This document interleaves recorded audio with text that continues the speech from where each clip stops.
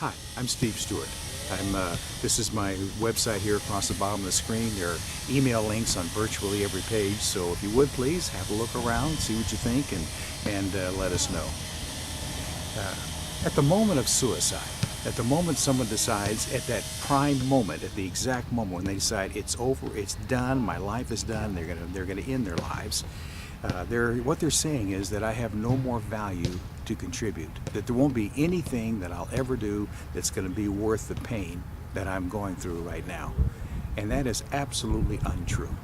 The challenge is simply to get through that painful moment. Everybody has painful moments, some more severe than others, but everybody has painful moments to get through.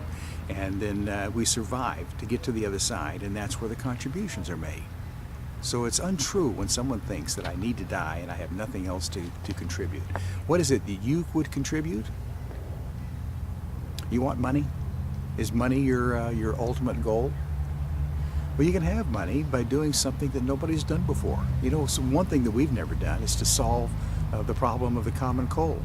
American businesses lose billions of dollars in production every year because someone gets a cold and either can't come to work, or they come to work and they infect everybody else while they're there, and they only do a lackadaisical job that day because they can't concentrate. We lose billions of dollars in production every year because of something simple like the common cold.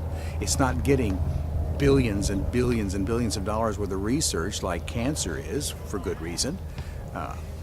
But there are billions and billions of dollars to be recaptured by solving the problem of the common cold. So if you solve the problem, if you cure the common cold, pharmaceutical companies first will be angry with you because now they can't sell their cold remedies anymore. But one of them will also start throwing money at you like you can't imagine. Every time you go somewhere, a pharmaceutical rep will open your passenger door and start shoveling money into the other side of your car.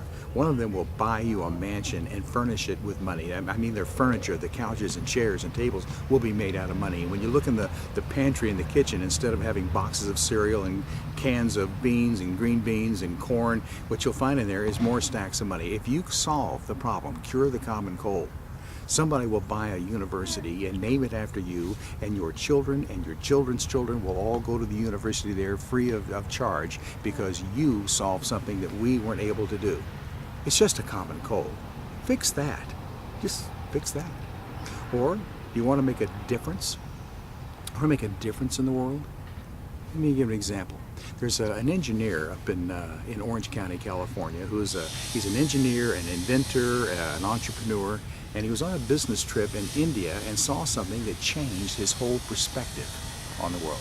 He was watching a woman who was lame from the waist down. Her legs didn't work, so all she had was her upper body to move herself around.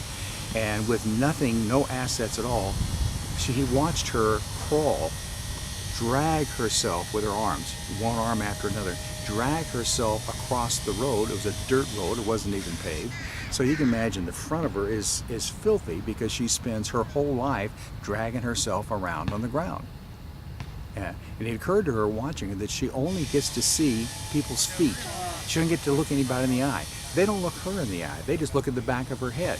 And her whole life is determined by her location in this world.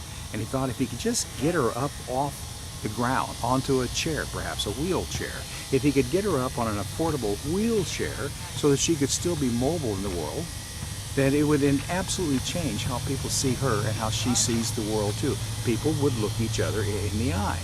So he thought about the problem and started experimenting, and you know those plastic lawn chairs, patio chairs that you can buy them at Target or at Lowe's or at Home Depot?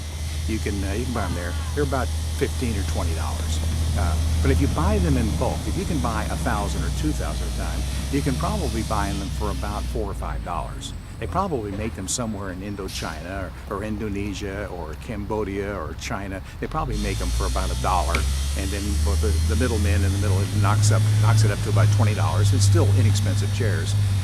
He figured out how to take a chair like that. It's got a structure and integrity to it, and put some aluminum tubing underneath the legs and underneath the seat, and the metal tubing would support 2 bicycle tires, one on each side, and make this thing into a wheelchair, and then a couple more, 2 more wheels in the back so it's got stability, 4 wheels on the ground.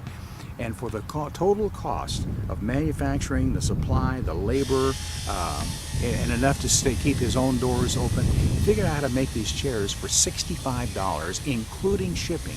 For $65, he can ship these chairs anywhere in the world. I mean, anywhere in the world for 65 bucks.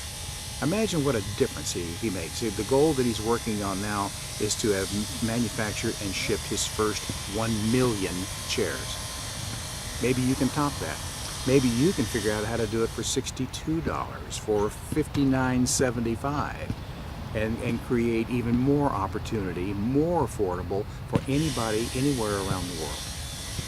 Well, these people just find a cause to dedicate their lives to, something bigger and better and more important than themselves, and in the process gave meaning to their life. Well, like I say, this is my website here across the bottom of the screen. Have a look around and let us know what you think. And by the way, I'm always looking for groups of high school and middle schoolers to talk to on the subject of prevention of teen suicide.